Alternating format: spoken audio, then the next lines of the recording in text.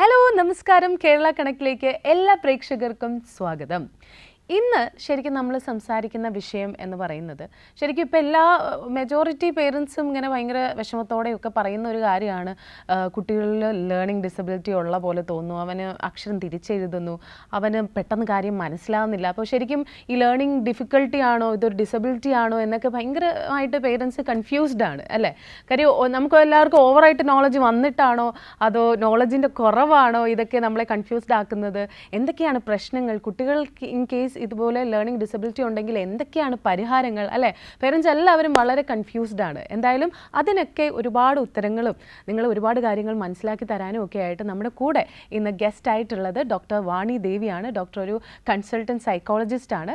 Welcome to the show doctor. അപ്പോൾ ഞാൻ ആദ്യം പറഞ്ഞ പോലെ തന്നെ ശരിക്കും ഈ ലേണിംഗ് ഡിസബിലിറ്റി എന്താണ്, അത് ലേണിംഗ് ഡിഫിക്കൽട്ടി അതാണോ, അങ്ങനെ എല്ലാവരും കൺഫ്യൂസ്ഡ് ആണ്. ശരിക്കും എന്താണ് ഈ ലേണിംഗ് ഡിസബിലിറ്റി, കുട്ടികളിൽ കാണുന്ന ലേണിംഗ് ഡിസബിലിറ്റി? ലേണിംഗ് ഡിസബിലിറ്റി എന്ന് പറയുന്നത് ഒരു ന്യൂറോ ഡെവലപ്മെൻ്റൽ കണ്ടീഷനാണ്. അതിൻ്റെ ഏറ്റവും പ്രധാനപ്പെട്ട കാര്യം എന്ന് പറയുന്നത് ആ കുട്ടിയുടെ IQ, അതായത് ബുദ്ധിശക്തി എന്ന് പറയുന്നത് ഒരു സാധാരണ വ്യക്തിക്ക് എത്രയാണോ ബുദ്ധിശക്തി ജീവിക്കാൻ വേണ്ടുന്നത് ആ ലെവലിലുള്ള ഒരു ബുദ്ധിശക്തി നമ്മുടെ ഈ കുഞ്ഞിനും ഉണ്ടാവും. ബുദ്ധിശക്തിയിൽ യാതൊരു വ്യത്യാസവും ഉണ്ടാവില്ല. പക്ഷെ അവർക്ക് ബുദ്ധിമുട്ടുകൾ വരുന്നത് എന്തിനാണ്? മെയിനായിട്ടും റീഡിങ്ങിനും റൈറ്റിങ്ങിനും അരിത്തമെറ്റിക്സിലുമാണ് ഇവർക്ക് ബുദ്ധിമുട്ടുകൾ വരുന്നത്. ഓക്കെ, അപ്പം അക്കാഡമിക് ലേണിങ്ങിലാണ് ഇവരുടെ മേജർ ഡിഫിക്കൽട്ടീസ് ഉള്ളത്. പിന്നെ നമ്മൾ അതിനെ കുറച്ചുകൂടെ വിശകലനം ചെയ്യുവാണെന്നുണ്ടെങ്കിൽ ഒരു സ്പേസിൽ എങ്ങനെയാണ് ഒരു ഓബ്ജക്റ്റ് ഇരിക്കുന്നത് എന്ന് വിഷ്വലൈസ് ചെയ്യാൻ പറ്റുന്നില്ല. അതായത് നമ്മളിപ്പോൾ സാധാരണ പറയുന്ന ലേണിംഗ് ഡിസബിലിറ്റി ഉള്ള ഒരു കുട്ടിക്ക് അക്ഷരങ്ങൾ തിരിഞ്ഞു പോകുന്നു എന്ന് പറയുന്നു, എഴുതുമ്പോൾ തിരിഞ്ഞു പോകുന്നു, വായിക്കുമ്പോൾ തിരിഞ്ഞു പോകുന്നു. അതെന്തുകൊണ്ടാണ്? ആ സ്പേസിൽ ആ അക്ഷരങ്ങളുടെ ഓറിയന്റേഷൻ എന്താണെന്ന് ഇവർക്ക് മനസ്സിലാവാത്തതാണ്. ബി എന്ന് എഴുതുമ്പോൾ അത് ഇടത്തോട്ട് വരണോ വലത്തോട്ട് വരണോ, ചെരുപ്പിടുമ്പോൾ അത് ഇടത്തോട്ട് ഇടണോ, ഇടത്തെ കാലിലിടണോ വലത്തെ കാലിലിടണോ, ഇതിൻ്റെ ഓറിയന്റേഷൻ എങ്ങനെ ഇരിക്കും, വിഷ്വലി കണ്ടാൽ ഇതിനെ എങ്ങനെ ഡിസ്ക്രിമിനേറ്റ് ചെയ്യാൻ പറ്റും, ഇങ്ങനെയൊക്കെയുള്ള കൺഫ്യൂഷൻസ് കുഞ്ഞുങ്ങളിൽ ഉണ്ടാവാം. ഓക്കെ, അപ്പോൾ ബേസിക്കലി റീഡിങ് റൈറ്റിംഗ് ആൻഡ് അരിത്തമെറ്റിക്സിനുള്ള ഇഷ്യൂസാണ്. പക്ഷെ വെറുതെ റീഡ് ചെയ്യാൻ പറ്റുന്നില്ല എന്നുള്ളത് മാത്രമല്ല, ഇതുപോലെയുള്ള വിഷ്വൽ ഡിസ്ക്രിമിനേഷനകത്തുള്ള ഇഷ്യൂസ് അല്ലെങ്കിൽ വിഷ്വൽ പെർസെപ്ഷനകത്തുള്ള പ്രശ്നം, അതായത് ഒരു നമുക്കൊരു സാധനം കണ്ടു കഴിഞ്ഞാൽ അതിനെ എങ്ങനെയാണ് ആ പറയുന്ന സ്പേസിൽ അതിൻ്റെ ഓറിയന്റേഷൻ, അതേപോലെ തന്നെ കേൾക്കുമ്പോൾ ഉള്ള വ്യത്യാസം, വളരെ സിമിലർ ആയിട്ടുള്ള ശബ്ദങ്ങൾ, ഇപ്പോൾ ബർപ്പ് രണ്ടും വളരെ സിമിലർ, ചെറിയ ഡിഫറൻസേ ഉള്ളൂ. അപ്പോൾ അതേപോലെയുള്ള ശബ്ദങ്ങൾ തിരിച്ചറിയാനുള്ള ഡിഫിക്കൽട്ടി. എന്നാൽ ഇതൊന്നും കേൾവിയുടെ പ്രശ്നം കൊണ്ടോ കാഴ്ചയുടെ പ്രശ്നം കൊണ്ടോ എന്തെങ്കിലും ഒരു സെൻസറി ഇഷ്യൂ കൊണ്ടോ അല്ലെങ്കിൽ ഒരു ന്യൂറോളജിക്കൽ ഇഷ്യൂ, ഇപ്പോൾ ജന്നി പോലെയുള്ള പ്രശ്നങ്ങൾ, അല്ലെങ്കിൽ ഒരു ബ്രെയിനൊരു സീരിയസ് ഡാമേജ്, അങ്ങനത്തെ പ്രശ്നങ്ങളോ അല്ലെങ്കിൽ ബ്രെയിനിൻ്റെ വളർച്ചാക്കുറവ്, ഇതൊന്നും അല്ലാതെ ഇരിക്കുകയും ഈ കുഞ്ഞിന് അറ്റ്ലീസ്റ്റ് 2 വർഷത്തെയെങ്കിലും ഫോർമൽ എഡ്യൂക്കേഷൻ യഥാവിധം കിട്ടുകയും ചെയ്തിട്ടുള്ള ഒരു കുട്ടിയിൽ പോലും 8 വയസ്സിന് ശേഷവും പഠനത്തിൽ അറ്റ്ലീസ്റ്റ് 2 വർഷമെങ്കിലും പിന്നോട്ട് നിൽക്കുന്ന അവസ്ഥ. അതായത് 5ാം ക്ലാസ്സിൽ പഠിക്കുന്ന ഒരു കുട്ടിക്ക് 3ാം ക്ലാസ്സിൻ്റെ ലെവലിൽ പോലും ഫങ്ഷൻ ചെയ്യാൻ പറ്റുന്നില്ല എന്ന് പറയുന്ന ഒരവസ്ഥയിലാണ് നമ്മൾ ഈ കുട്ടിക്ക് ലേണിംഗ് ഡിസബിലിറ്റി ഉണ്ട് എന്ന് പറയുന്നത്. അതായത് അതൊരു ഡിസബിലിറ്റി കാറ്റഗറിയിൽ വരണമെങ്കിൽ ഒരുപാട് കാര്യങ്ങൾ ആദ്യം ഇല്ല എന്നുള്ളത് ഉറപ്പ് വരുത്തണം. അതായത് അവർക്കൊരു സെൻസറി ഇഷ്യൂ ഇല്ല, കാഴ്ചയ്ക്കോ കേൾവിക്കോ ഒന്നും ബുദ്ധിമുട്ടില്ല, ബ്രെയിൻ ഡെവലപ്മെൻറ്റ് നോർമലാണ്, ബ്രെയിനിന് മറ്റ് ഇഞ്ചുറീസ് ഒന്നുമില്ല, ജന്നി പോലെയുള്ള അസുഖങ്ങളില്ല, പിന്നെ IQ നോർമലാണ്, 2 വർഷമെങ്കിലും കുട്ടിക്ക് അക്കാഡമിക്സിൽ എക്സ്പീരിയൻസ് കിട്ടിയിട്ടുണ്ട്, അല്ലെങ്കിൽ ഒരു അക്കാഡമിക് എക്സ്പോഷർ കിട്ടിയിട്ടുണ്ട്, പഠിപ്പിച്ചിട്ടുണ്ട് കുട്ടികളെ. ഇത്രയും കാര്യങ്ങളുണ്ടെങ്കിൽ എന്നിട്ടും റീഡിങ്ങിലോ റൈറ്റിങ്ങിലോ അരിത്തമെറ്റിക്സിലോ ഡിഫിക്കൽട്ടി വരുമ്പോൾ മാത്രമാണ് നമ്മൾ ആ കുട്ടിക്ക് ലേണിംഗ് ഡിസബിലിറ്റി ഉണ്ട് എന്ന് പറയുന്നത്. അല്ലാത്ത പക്ഷം അതൊരു ലേണിംഗ് ഡിഫിക്കൽട്ടി ആവാം. ഓക്കെ, ശരിക്കും ഇത് ഈ പറയുന്ന ലേണിംഗ് ഡിസബിലിറ്റിയും ADHDയും തമ്മിൽ കണക്റ്റഡ് ആണോ? ഇപ്പോൾ ഈ ലേണിംഗ് ഡിസബിലിറ്റിയെ പറ്റിയൊക്കെ നന്നായി നമ്മൾ ഡിസ്കസ് ചെയ്യുന്നത് ഈ ഒരു കാലഘട്ടത്തിലാണ്. നേരത്തെ അവന് പഠിക്കാൻ പറ്റുന്നില്ല, അവൻ പഠിക്കുന്നില്ല, അവൻ ഉഴപ്പുന്നതാണ്, അങ്ങനെയൊക്കെ പറഞ്ഞങ്ങ് കളയത്തേ ഉള്ളായിരുന്നു പണ്ട്. പക്ഷേ ഇപ്പോൾ നമ്മൾക്ക് കുറച്ചും കൂടെ അതിനെപ്പറ്റി നോളജ് കിട്ടുന്നുണ്ട്, അറിയുന്നുണ്ട്, പേരൻസ് കൂടുതൽ അറിയാൻ ശ്രമിക്കുന്നുണ്ട്. അപ്പോൾ ഇപ്പോൾ റീസെൻ്റ്ലി നമ്മൾ കേൾക്കുന്നതാണ് കുട്ടികളിലെ ADHD എന്നുള്ളത്. ഇപ്പോൾ കഴിഞ്ഞ ദിവസം ഞാൻ ഇങ്ങനെ ട്രാവൽ ചെയ്തപ്പോൾ 3 പേരൻസ് ഉണ്ട്. 3 പേരൻസിൻ്റെ മക്കൾ ഏകദേശം ഒരേ പ്രായം. 3 പിള്ളേർക്കും ADHD ആണ്. അപ്പോൾ ഈ ADHD ആയിട്ട് കണക്റ്റഡ് ആണോ ഇത്? ഒന്ന് ADHD എന്നൊക്കെ പറയുന്നത്, ADHD ആണെങ്കിലും ലേണിംഗ് ഡിസബിലിറ്റി ആണെങ്കിലും ഇതെല്ലാം ക്ലിനിക്കൽ ടേംസ് ആണ്. ഇത് നമ്മൾ വെറുതെ എടുത്ത് ഒരിടത്ത് ഒരു 5 മിനിറ്റ് ഇരിക്കാൻ പറ്റുന്നില്ല, ചുമ്മാ അപ്പുറത്തോട്ടും ഇപ്പുറത്തോട്ടും ചാടി കളിച്ചു എന്ന് പറഞ്ഞുകൊണ്ട് ഒരു കുട്ടിക്ക് ലേണിംഗ് ADHD ആണ് എന്നൊന്നും നമ്മൾ ലേബൽ ചെയ്യാൻ പാടുള്ള ഒരു കാര്യമല്ല. അല്ലെ 2 ദിവസം നോട്ട് എഴുതിക്കൊണ്ട് വന്നില്ല, അല്ലെങ്കിൽ കുറച്ച് സ്പെല്ലിംഗ് മിസ്റ്റേക്സ് ഒരു ദിവസം കൂടിപ്പോയി എന്ന് പറഞ്ഞിട്ട് നമുക്കത് ലേണിംഗ് ഡിസബിലിറ്റി ആണെന്ന് ലേബൽ ചെയ്യാനുള്ള കാര്യമല്ല. അപ്പോൾ കുട്ടികൾ എപ്പോഴും എനർജി പാക്കറ്റ്സ് തന്നെയാണ്. അവർക്ക് ബോറടിക്കുമ്പോൾ ഫിസിക്കലി തന്നെയാണ് മോസ്റ്റ്ലി അവരുടെ എനർജി എക്സ്പെൽ ചെയ്ത് കളയാം. അപ്പോൾ ഒരു ലോങ് ജേർണിയിലൊക്കെ പോകുമ്പോൾ ചിലപ്പോൾ അടങ്ങിയിരിക്കാനൊക്കെ അവർക്ക് ബുദ്ധിമുട്ട് വന്നെന്നിരിക്കും. പക്ഷേ അത് മാത്രം വെച്ചുകൊണ്ട് നമുക്കൊരു കുട്ടി അറ്റൻഷൻ ഡെഫിസിറ്റ് ആണെന്നോ ഹൈപ്പർ ആക്റ്റീവ് ആണെന്നോ ഒന്നും നമുക്ക് പറയാൻ പറ്റില്ല. പക്ഷേ അപ്പോഴും അറ്റൻഷൻ ഡെഫിസിറ്റ് ഉള്ള ഒരു കുട്ടിയെ സംബന്ധിച്ചിടത്തോളം ഡെഫിനറ്റ് ആയിട്ടും ആ കുട്ടിയുടെ ലേണിങ്ങിനെ അത് അഫക്റ്റ് ചെയ്യാം. കാര്യം ഒരു കാര്യം നമുക്ക് പഠിച്ചെടുക്കണമെങ്കിൽ നമ്മുടെ ശ്രദ്ധ എന്ന് പറയുന്നത് വളരെ അത്യാവശ്യമാണ്. അപ്പോൾ ശ്രദ്ധിക്കാൻ നമുക്ക് ബുദ്ധിമുട്ടാണ്, ഒരു കാര്യത്തിലേക്ക് ഫോക്കസ് ചെയ്യാൻ ബുദ്ധിമുട്ടാണ്, ശ്രദ്ധിക്കാൻ ബുദ്ധിമുട്ടാണ്, അല്ലെങ്കിൽ ആ ശ്രദ്ധ നിലനിർത്താൻ ബുദ്ധിമുട്ടാണ്, ഒരു ശ്രദ്ധ അറോസ് ചെയ്ത് കൊണ്ടുവരാൻ, ആ ശ്രദ്ധയിലേക്ക് എത്താൻ നമുക്ക് ബുദ്ധിമുട്ടാണ്. ഇങ്ങനെയൊക്കെ വരുന്ന കണ്ടീഷൻസ് വരുമ്പോൾ ഡെഫിനറ്റ്ലി അത് അക്കാഡമിക്സിനെയും ബാധിക്കും. ഒരു ഉദാഹരണം പറഞ്ഞാൽ, ക്ലാസ്സിൽ വന്നിട്ട് ടീച്ചർ പറയുകയാണ്, നമ്മുടെ താരെ സമീൻ പറിലൊക്കെ കേട്ടിട്ടുള്ള ഒരു സാധനമാണ്, Ishan take the English text book exercise number 3.1 in A question എന്ന് പറയുമ്പോൾ ഈ കുട്ടിയെ സംബന്ധിച്ചിടത്തോളം അറ്റൻഷൻ അറോസായി വരുന്നില്ല, അറ്റൻഷൻ എത്തുന്നില്ല എന്നുള്ളൊരു കുട്ടി ക്ലാസ്സിൽ ടീച്ചർ വന്നത് മാത്രമേ അവൻ്റെ തലയിൽ രജിസ്റ്റേർഡ് ആയിട്ടുണ്ടാവുള്ളൂ. ടീച്ചർ ബാക്കി പറഞ്ഞ ഇൻസ്ട്രക്ഷൻസ് ഒന്നും തന്നെ അവിടെ എത്തിക്കാണില്ല. അപ്പോൾ ടീച്ചർ ഇംഗ്ലീഷ് ടീച്ചറാണ് എന്ന് തിരിച്ചറിയാവുന്നതുകൊണ്ട് ഇവൻ ഇംഗ്ലീഷ് ബുക്ക് എടുക്കും. പക്ഷേ ഇംഗ്ലീഷിന് 2 ടെക്സ്റ്റ് ബുക്ക് ഉണ്ടെങ്കിൽ ഇത് ഗ്രാമർ ടെക്സ്റ്റ് ബുക്ക് ആണോ ലിറ്ററേച്ചർ ടെക്സ്റ്റ് ബുക്ക് ആണോ എടുക്കേണ്ടതെന്നുള്ളതിൽ പോലും കുട്ടിക്ക് കൺഫ്യൂഷൻ ഉണ്ടാവും. ഈ കുഞ്ഞിനെ നമ്മൾ മാനേജ് ചെയ്യുന്നത് എങ്ങനെയാണ് ജനറലി അല്ലേ? അപ്പോൾ പലപ്പോഴും ഒരു 5ാം ക്ലാസ്സിലോ 6ാം ക്ലാസ്സിലോ പഠിക്കുന്ന ഒരു കുട്ടിയാകുമ്പോൾ അപ്പോൾ ഇവിടെ നമ്മൾ അവരെ വഴക്ക് പറയുക, അല്ലെങ്കിൽ ഹ്യൂമിലിയേറ്റ് ചെയ്യുക, ടീച്ചേഴ്സ് മറ്റു കുട്ടികളുടെ മുമ്പിൽ വെച്ച് കളിയാക്കുക, മറ്റു കുട്ടികൾ കളിയാക്കുക, അവന് സ്വയം നിരാശ തോന്നുക, ഇതൊക്കെ ഉണ്ടാവാം. അപ്പോൾ ഈ പറയുന്ന കാര്യത്തിൽ ഒരു ഇൻസ്ട്രക്ഷൻ ഫോളോ ചെയ്യാൻ പോലും നമുക്ക് അറ്റൻഷൻ ആവശ്യമാണ്. അപ്പോൾ ലേണിംഗ് എന്ന് പറയുന്നത് ഡെഫിനറ്റ്ലി അറ്റൻഷൻ ഡെഫിസിറ്റ് ഉള്ളൊരു കുട്ടിയെ സംബന്ധിച്ചിടത്തോളം ലേണിങ്ങും ഡിഫിക്കൽട്ടായിരിക്കും. അതൊരു ഡിസബിലിറ്റി എന്ന് പറയാക്കൂല, അതിൻ്റെ എത്രത്തോളം ഉണ്ട് എന്നുള്ളതനുസരിച്ച് ഡിസബിലിറ്റിയിലോട്ടാക്കാൻ പറ്റുള്ളൂ. അല്ല, ലേണിംഗ് ഡിസബിലിറ്റിയും അറ്റൻഷൻ ഡെഫിസിറ്റും ഒരുമിച്ച് പോകാൻ പറ്റുന്ന 2 ഡയഗ്നോസിസ് ആണ്. ഓക്കെ. ശരിക്കും അതിനെപ്പറ്റി പറഞ്ഞപ്പോൾ ഈ ലേണിംഗ് ഡിസബിലിറ്റി എത്ര ടൈപ്സ് ഉണ്ട്, ശരിക്കും എന്തൊക്കെയാണ്? ലേണിംഗ് ഡിസബിലിറ്റി എന്ന് പറയുന്നത് ഒരു അംബർല ടേമാണ്, അതായത് എല്ലാത്തിനെയും കൂടെ ചേർത്ത് വിളിക്കുന്ന ഒരു ടേമാണ് ലേണിംഗ് ഡിസബിലിറ്റി എന്ന് പറയുന്നത്. അതിനകത്ത് നമ്മൾ നേരത്തെ പറഞ്ഞല്ലോ, റീഡിങ്ങിന്, റൈറ്റിങ്ങിന്, അരിത്തമെറ്റിക്സിൽ, ഇതിൽ 3ലുമാണ് ഇവർക്ക് ബുദ്ധിമുട്ടുകൾ ഉണ്ടാവുന്നത്. അപ്പോൾ ആ റീഡിംഗ് ഡിസബിലിറ്റീനെയാണ് നമ്മൾ ഡിസ്ലെക്സിയ എന്ന് പറയുന്നത്, റൈറ്റിംഗ് ഡിസബിലിറ്റീനെയാണ് നമ്മൾ ഡിസ്ഗ്രാഫിയ എന്ന് പറയുന്നത്. അതുപോലെ അരിത്തമെറ്റിക്സിനകത്ത് ഡിഫിക്കൽട്ടി വരുമ്പോഴാണ് ഡിസ്കാൽക്കുലിയ എന്ന് പറയുന്നത്. പക്ഷേ അരിത്തമാറ്റിക്കിന് ഡിഫിക്കൽട്ടി വരുന്നു എന്ന് പറഞ്ഞാൽ ഇപ്പോൾ നിങ്ങൾക്ക് A+B² ഫോർമുല യൂസ് ചെയ്യാൻ പറ്റുന്നില്ല, അല്ലെങ്കിൽ അത് എവിടെ അപ്ലൈ ചെയ്യണം എന്ന് മനസ്സിലാവുന്നില്ല. ഓൾജിബ്ര ഇതുപോലെയുള്ളതെല്ലാം ആക്ച്വലി ഒരു ഹയർ ഓർഡർ മാത്തമാറ്റിക്സ് ആണ്. ഇപ്പോൾ ഡിസ്കാൽക്കുലിയ എപ്പോഴും കൺസിഡർ ചെയ്യുന്നത് basic arithmetics, addition, subtraction, multiplication, division, the concept of number. ഇപ്പം 5, what is the value of 5, എന്താണ് 5 എന്ന് പറഞ്ഞാൽ എന്താണ്, 5 ആണോ 8 ആണോ വലുത്, ഇതിലേത് ചെറിയ നമ്പർ, ഇങ്ങനെയൊക്കെ ഉള്ള കോൺസെപ്റ്റ്സും പിന്നെ ഈ പറഞ്ഞ അഡീഷൻ, സബ്ട്രാക്ഷൻ, മൾട്ടിപ്ലിക്കേഷൻ, ഡിവിഷൻ എന്നുള്ള ബേസിക് 4 അരിത്തമെറ്റിക് ഓപ്പറേഷൻസും ഇതിനെ മാത്രം ബേസ് ചെയ്തിട്ടുള്ള കാര്യങ്ങൾ. അത് ബേസിക് ഒരു മനുഷ്യന് ജീവിക്കാൻ വേണ്ടുന്ന അരിത്തമെറ്റിക്സ് എടുക്കാൻ പറ്റുന്നില്ലെങ്കിലാണ് നമ്മളത് പറയുക. ഇത് കോൺസെപ്ച്വലി.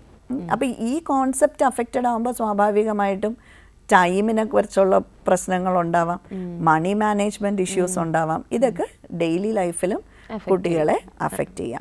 അപ്പോൾ ഇത് 3 ഡിഫറെൻറ്റ് ടൈപ്സ് എന്ന് നമുക്ക് പറയാമെങ്കിലും നമുക്ക് കമ്പാർട്ട്മെൻറ്റലൈസ് ചെയ്തിട്ട് കാണാനുള്ള സാധ്യതകൾ കുറവാണ്.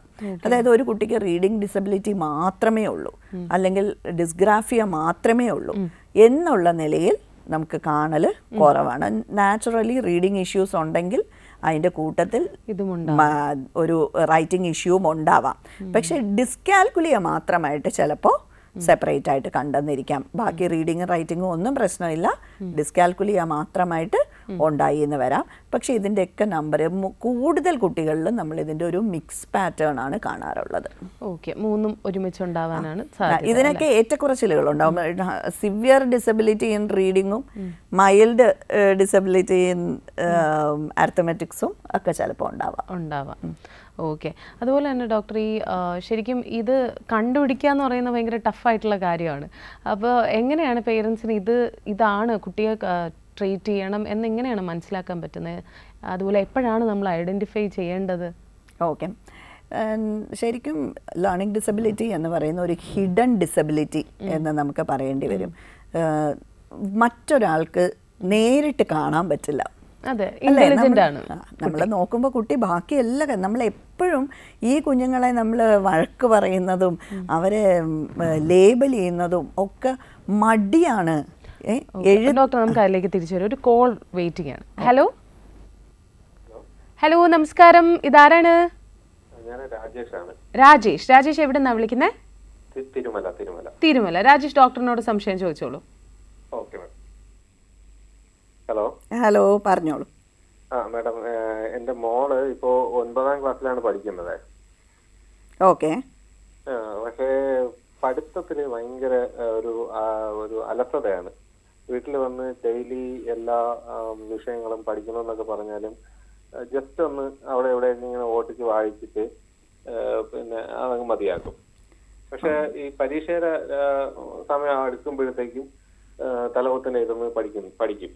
അപ്പൊ അത് എങ്ങനെ മാറ്റിയെടുക്കാൻ പറ്റും എന്നുള്ളതിനെ കുറിച്ചാണ് അറിയേണ്ടത്. ഓക്കെ, നമുക്ക് അവിടെ ഒരു സിസ്റ്റമാറ്റിക് സ്റ്റഡി പാറ്റേൺ ഇല്ല എന്നുള്ളതാണ് മനസ്സിലാവുന്നത്.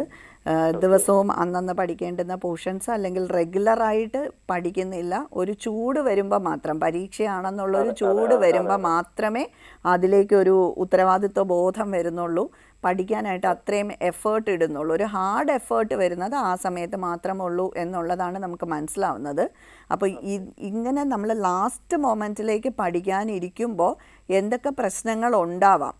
പ്രത്യേകിച്ച് ചെറിയ ക്ലാസ്സുകളിലാണെങ്കിൽ ഒരുപക്ഷെ അത് ഭീകരമായി കുട്ടികളെ അഫക്റ്റ് ചെയ്യില്ലായിരിക്കും. പക്ഷേ ഹയർ ക്ലാസ്സസിലേക്ക് വരുമ്പോൾ, പോർഷൻസ് കൂടുതൽ വരുമ്പോൾ, നമ്മൾ വിചാരിക്കുന്ന സമയത്ത് ഇത് പഠിച്ചു തീർക്കാൻ പറ്റാതെ വരുമ്പോൾ കുട്ടികൾക്ക് അതൊരു സ്ട്രെസ് ഉണ്ടാക്കാനുള്ള സാധ്യതയുണ്ട്.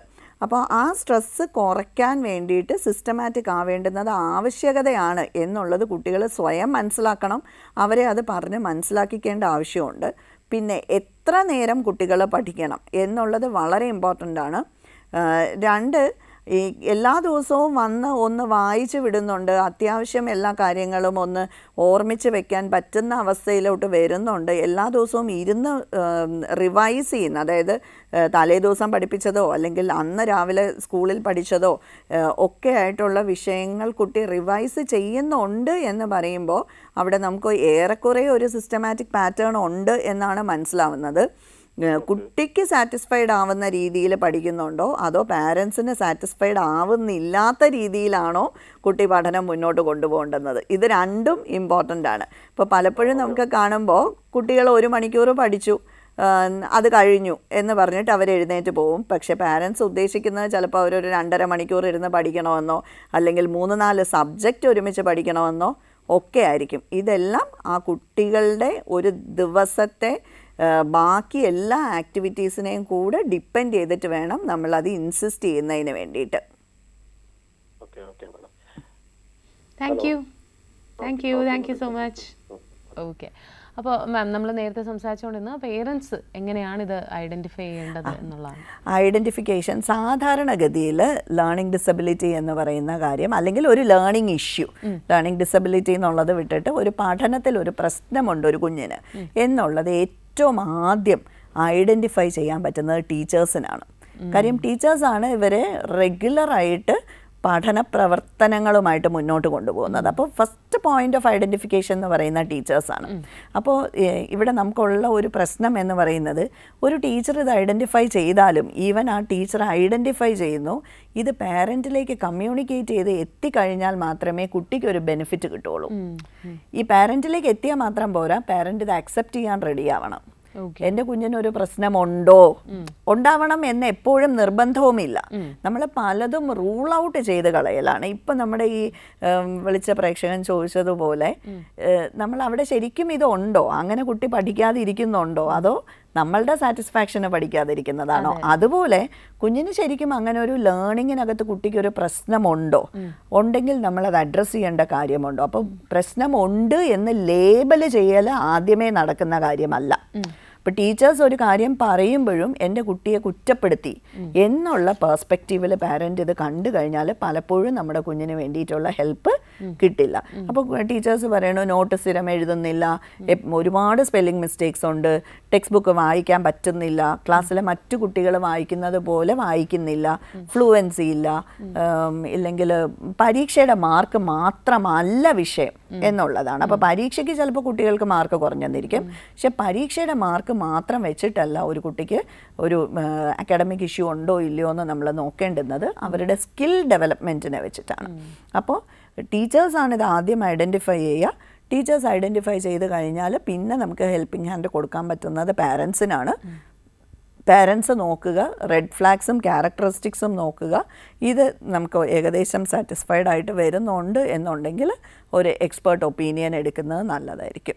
കാര്യം ഏർലി ഇൻ്റർവെൻഷൻ എന്ന് പറയുന്നത് വളരെ ഇമ്പോർട്ടൻ്റ് ആണ്. ചെറിയ പ്രായത്തിൽ ഏറ്റവും ഏർലി ആയിട്ട് നമുക്ക് ഐഡൻറ്റിഫൈ ചെയ്യാൻ പറ്റിയാൽ ഈ ഗ്യാപ്പ് നമുക്ക് ബ്രിഡ്ജ് ചെയ്യാം. ഞാൻ നേരത്തെ പറഞ്ഞല്ലോ, ഒരു 2 years ഡിസ്ക്രിപ്പൻസി. ഇപ്പം 5ാം ക്ലാസ്സിൽ പഠിക്കുന്ന ഒരു കുട്ടിക്ക് 3ാം ക്ലാസ്സിൻ്റെ ലെവലിലെ ഫങ്ഷൻ ചെയ്യാൻ പറ്റുന്നുള്ളൂ എന്നുണ്ടെങ്കിൽ നമ്മളവിടെ ലേണിംഗ് ഡിസബിലിറ്റി എന്നുള്ള ഒരു കാര്യം പറയും. അപ്പോൾ ഇവിടെ നിന്ന് നമ്മൾ ഒരു 2ാം ക്ലാസ്സിലോ അല്ലെങ്കിൽ 1ാം ക്ലാസ്സിലോ പഠിക്കുന്ന ഒരു കുട്ടിക്ക് ആ സമയത്ത് നമുക്ക് ലേണിംഗ് ഡിസബിലിറ്റി എന്നുള്ള ഡയഗ്നോസിസിൽ പോകാൻ പറ്റില്ല. പക്ഷേ ആ ക്യാരക്ടേഴ്സ് ഉണ്ട് അല്ലെങ്കിൽ അവിടെ ഒരു റിസ്ക് ഉണ്ട് എന്ന് കാണുന്ന സമയത്ത് നമ്മൾ ഇൻ്റർവെൻഷൻ സ്റ്റാർട്ട് ചെയ്താൽ ഈ ഗ്യാപ്പ് കുറവായിരിക്കും. അപ്പം നമുക്ക് ബ്രിഡ്ജ് ചെയ്യാൻ എളുപ്പമാണ്.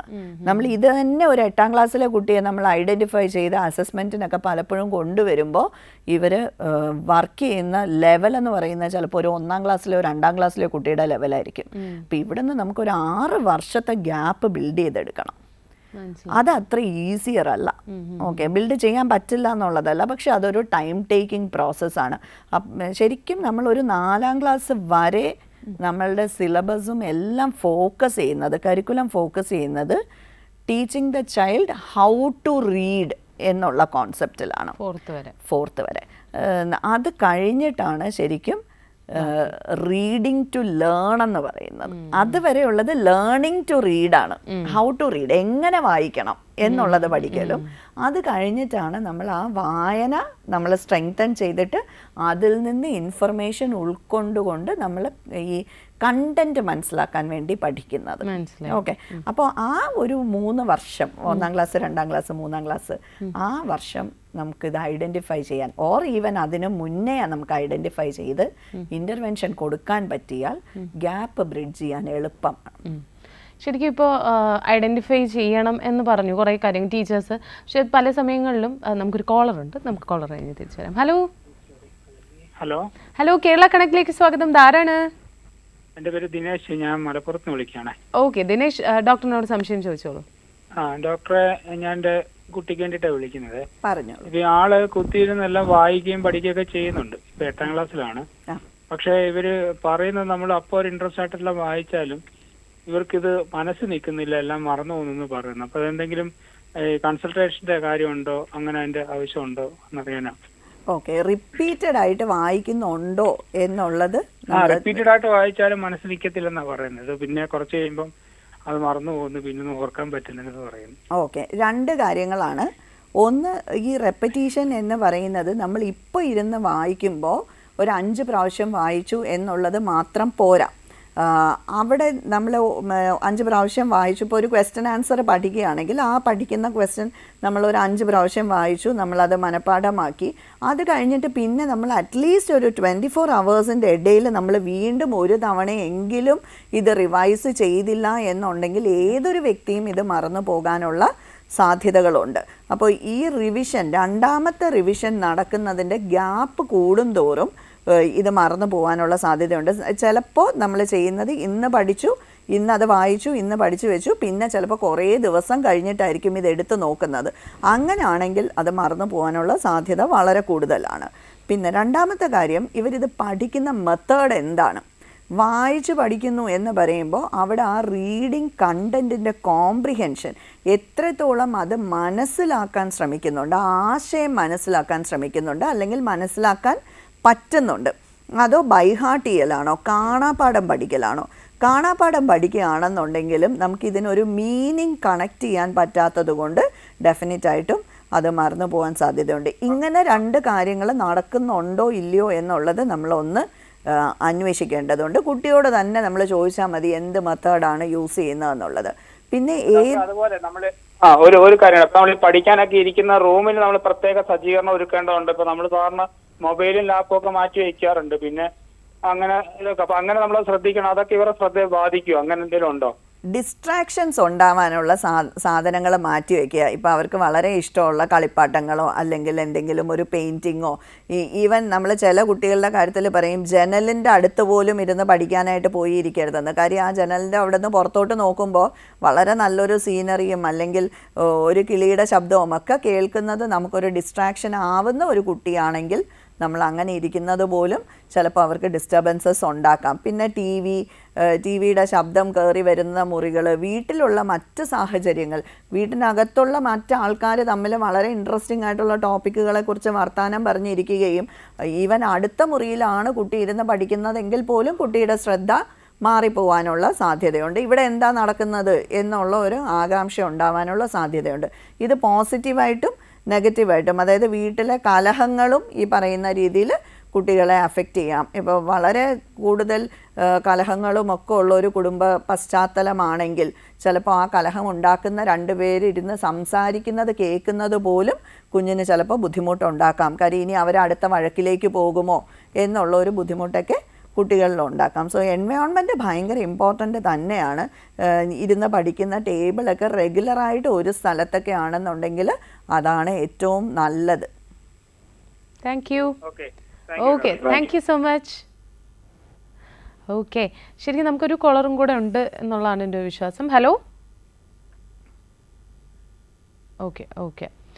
ഓക്കെ, അപ്പോൾ നമ്മൾ സംസാരിച്ചുകൊണ്ടിരുന്നത് ഈ ഐഡൻറ്റിഫൈ ചെയ്യുന്നതാണ്. അപ്പോൾ എൻ്റെ ഒരു ഡൗട്ട് എന്ന് പറയുന്നത്, ഇപ്പോൾ ഐഡൻറ്റിഫൈ ചെയ്യാൻ ഇപ്പോൾ കണ്ടുകൊണ്ടിരിക്കുന്ന പേരൻസിന് എന്തെങ്കിലും ഒരു ചീറ്റ് കോഡ് പോലെ എന്തെങ്കിലും പറഞ്ഞു കൊടുക്കാനുണ്ടോ? ഓക്കെ, നമുക്ക് അതിന് കുറച്ച് റെഡ് ഫ്ലാഗ്സ് നോക്കാം, ക്യാരക്ടറിസ്റ്റിക്സ്. അഗൈൻ നമുക്ക് ഒരു കോളർ ഉണ്ട്. Okay, hello. ഹലോ, കേരള കണക്റ്റിലേക്ക് സ്വാഗതം. ആരാണ്? Thank you. എൻ്റെ പേര് ഷീന എന്നാണ്. ഓക്കെ, ഷീന എവിടെ നിന്നാണ് വിളിക്കുന്നേ? ഞാൻ കോട്ടയത്ത് നിന്നാണ് വിളിക്കുന്നത് മാഡം. ഓക്കെ, ഷീന ഡോക്ടറിനോട് സംസാരിച്ചോളൂ. ഹലോ, പറഞ്ഞോളൂ മാഡം. എനിക്ക് ഇപ്പം 10th പഠിക്കുന്ന ഒരു മോനുണ്ട്. അപ്പം സ്റ്റേറ്റ് സിലബസിലാണ് കുട്ടി പഠിക്കുകയൊക്കെ ചെയ്യുന്നത്. പക്ഷെ അവനൊരു പ്രോബ്ലം എന്ന് വെച്ച് കഴിഞ്ഞാല് ഇവൻ വീട്ടിൽ ഇരുന്നിട്ട് പഠിക്കുന്നുണ്ട്. പഠിക്കാന്ന് വെച്ചാൽ എഴുതി പഠിക്കും, വായിച്ചു പഠിക്കും ഒക്കെ ചെയ്യും. കണ്ടിന്യൂസ് ഇങ്ങനെ പഠിക്കുന്നുണ്ട്. പക്ഷെ ഒരു ക്വസ്റ്റ്യൻ മാത്രമാണ് ഒരു 2 മണിക്കൂർ 1 മണിക്കൂറൊക്കെ എടുക്കും ഒരു ക്വസ്റ്റ്യൻ അവനൊന്ന് പഠിച്ചെടുക്കാൻ. എന്നിട്ട് പിന്നെ അടുത്ത ക്വസ്റ്റ്യൻ പഠിക്കും. പിന്നെ അത് കഴിഞ്ഞ് പിറ്റേ ദിവസം നമ്മൾ ഇവനടുത്ത് ഇത് ചോദിച്ചു കഴിഞ്ഞാല് ഇവനത് മറന്നു പോകുന്നുണ്ട്. അപ്പൊ ഭയങ്കര സങ്കടമാണ്. കരച്ചിലായി പറച്ചിലായി അങ്ങനെ മറന്നു പോണതാണ് അമ്മേ, ഞാൻ പഠിക്കാത്തോണ്ടല്ല എന്നൊക്കെ പറഞ്ഞിട്ട് അവൻ ഭയങ്കരമായിട്ട് കരയും. നമ്മളാരും അങ്ങനെ കമ്പൽ ചെയ്യാറില്ല ഒന്നിനും, ഇന്ന പോലെ പഠിച്ചേ പറ്റുള്ളൂ എന്ന് അങ്ങനെ കമ്പൽ ചെയ്യാറില്ല. പക്ഷെ ഭയങ്കരമായിട്ട് മറവി വരുന്നതുകൊണ്ട് ഇവൻ അത് ഭയങ്കര മെന്റൽ സ്ട്രെസ്സായിട്ടും വരികയാണ്. അപ്പം അതിനിപ്പോ എന്തെങ്കിലും പ്രോബ്ലം ഉണ്ടോ എന്നുള്ളത് എനിക്കൊരു പേടിയുണ്ട്. അതാണ് ഇപ്പൊ ഈ ലൈവ് കണ്ടപ്പോൾ മാഡത്തിനെ കോണ്ടാക്ട് ചെയ്തത്. നമുക്ക് മെയിൻലി എനിക്ക് തോന്നുന്നത് കുഞ്ഞ് ചെയ്യുന്നത് ബൈ ഹാർട്ടിങ് ആയിരിക്കും ചെയ്യുക.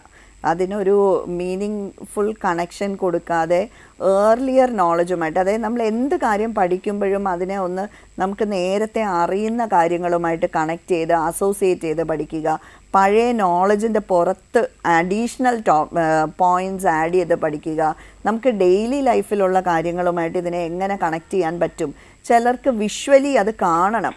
ഇപ്പോൾ എന്താണ്, ഒരു ഇന്ത്യയുടെ ജോഗ്രഫിക്കൽ ഫീച്ചേഴ്സിനെ കുറിച്ച് പഠിക്കുമ്പോൾ നമ്മൾ വെറുതെ 6 വാക്കുകൾ പഠിക്കുന്നതിന് പകരം അതിനെ ഒരു ഇന്ത്യയുടെ മാപ്പ് മനസ്സിൽ കണ്ട് ഏറ്റവും മുകളിൽ ഹിമാലയാസ് ഇങ്ങനെ നീണ്ട് നിവർന്ന് കിടക്കുന്നതും താഴേക്ക് വരുമ്പോൾ അവിടെ ഡെസേർട്ട് ഉള്ളതും അവിടെ നമുക്ക് നോർത്തേൺ പ്ലെയിൻസും അത് കഴിഞ്ഞിട്ട് വരുമ്പോൾ ഒരു ഡെക്കാൻ പ്ലാറ്റ്യൂ ഒരു ട്രയാങ്കുലർ ഷേപ്പിൽ കാണാനും പിന്നെ നമ്മുടെ കോസ്റ്റൽ ഏരിയ കാണാനും പിന്നെ ഐലൻഡ്സ് കാണാനും ഒക്കെ വിഷ്വലി ഒക്കെ നമുക്കത് കാണാൻ പറ്റുമെങ്കിൽ പിന്നെ ഇതുമായി ബന്ധപ്പെട്ട് വരുന്ന ഒരുപാട് കാര്യങ്ങൾ നമുക്ക് ഓർത്തിരിക്കാൻ വളരെ എളുപ്പമായിരിക്കും.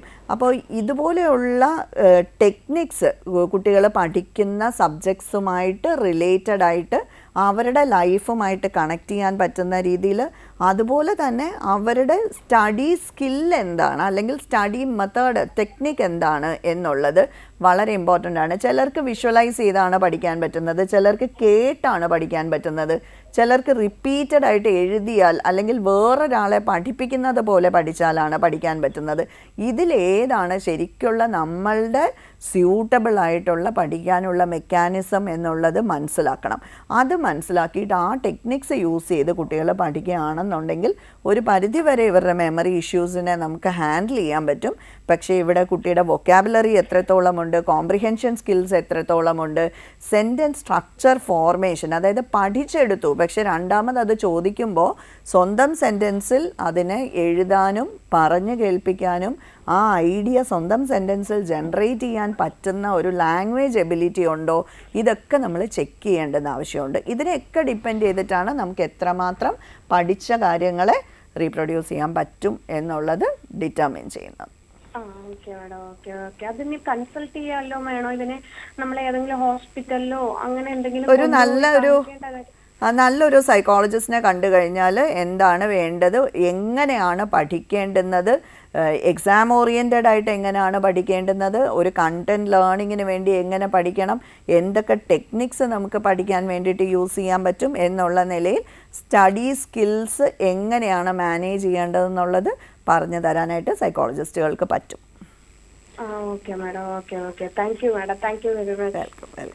Thank you so much. അപ്പോൾ നമുക്കൊരു ചെറിയ ബ്രേക്ക് കഴിഞ്ഞ് തിരിച്ചു വരാം. ഇനി കേരള കണക്റ്റിൽ ഷോർട്ട് ബ്രേക്ക്.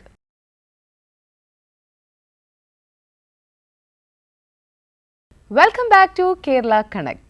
അപ്പോൾ ഡോക്ടർ, നമ്മൾ സംസാരിച്ചുകൊണ്ടിരുന്നത് ശരിക്കും നേരത്തെ, അതായത് കുട്ടികൾക്ക് ഇതുപോലെ പഠന വൈകല്യമുണ്ട് എന്നുണ്ടെങ്കിൽ പേരൻസിന് പെട്ടെന്ന് കണ്ടുപിടിക്കാൻ പറ്റുന്ന, അതായത് ഈ റെഡ് ഫ്ലാഗ്സ് എന്തൊക്കെയാണ്, അതായത് അവർക്ക് ടിപ്സ് പോലെ പറഞ്ഞു കൊടുക്കുകയാണെന്നുണ്ടെങ്കിൽ?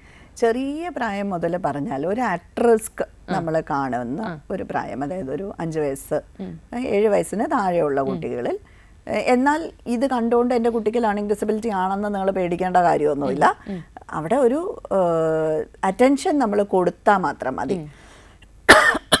അപ്പോൾ അങ്ങനെയുള്ളൊരു ഇതിലാണെങ്കിൽ കുട്ടികൾ ചെരുപ്പിടുമ്പോൾ തിരിച്ചിടുക, ലെഫ്റ്റും റൈറ്റും കൺഫ്യൂഷൻസ് വരിക.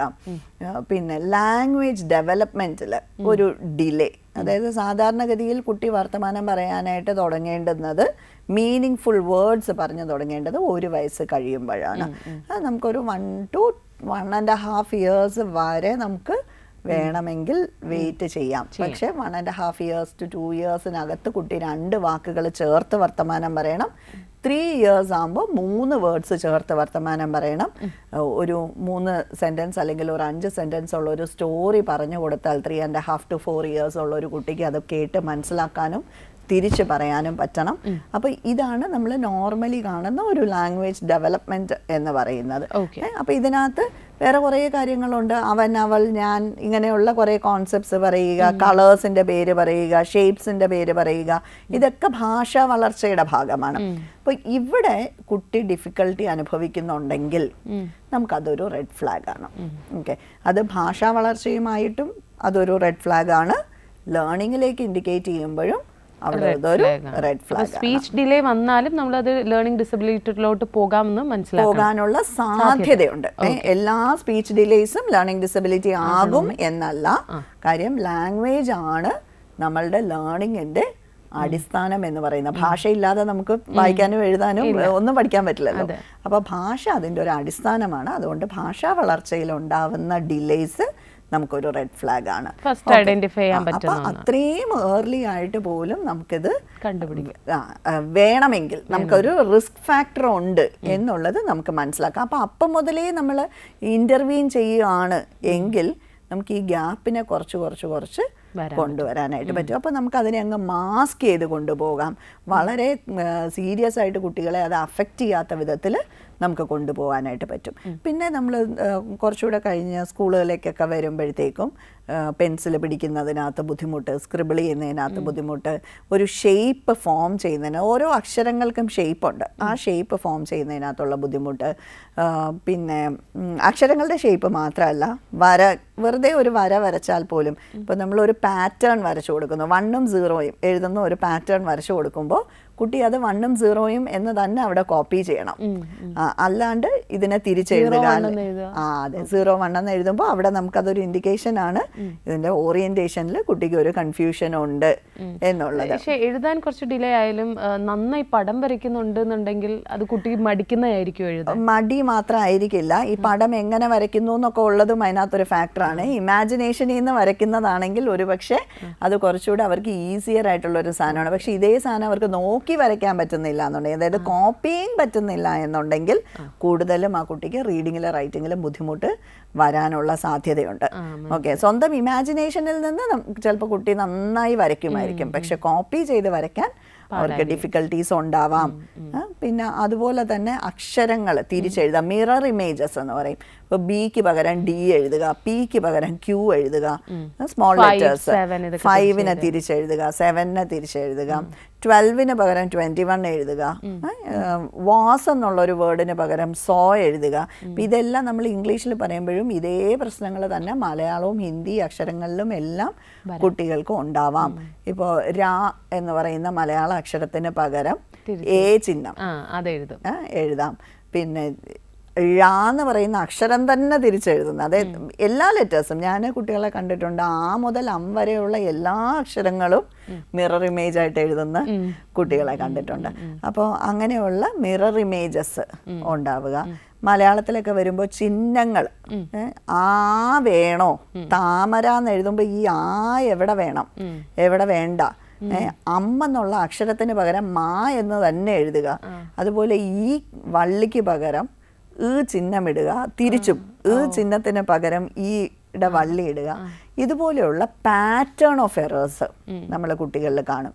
പിന്നെ അക്ഷരങ്ങൾ ട്രാൻസ്പോസ് ചെയ്യുക. ഇപ്പൊ ഫ്രം എന്നുള്ള വേർഡിന് പകരം ഫോം എന്ന് എഴുതുക, ആറുമോയും അങ്ങോട്ടും ഇങ്ങോട്ടും അതാ അങ്ങനത്തെ ഇതുകൾ. പിന്നെ ഏകദേശം ഈ സ്പെല്ലിങ്ങിന് ഇത്ര നീളമുണ്ട്, ബിക്കോസ് എന്ന് പറയുമ്പോൾ ഏകദേശം ഇത്ര നീളമുണ്ട്, അപ്പൊ അതിനകത്ത് കുറെ അക്ഷരങ്ങൾ ചേർത്തിട്ട് അവിടെ അങ്ങനെ എഴുതുക.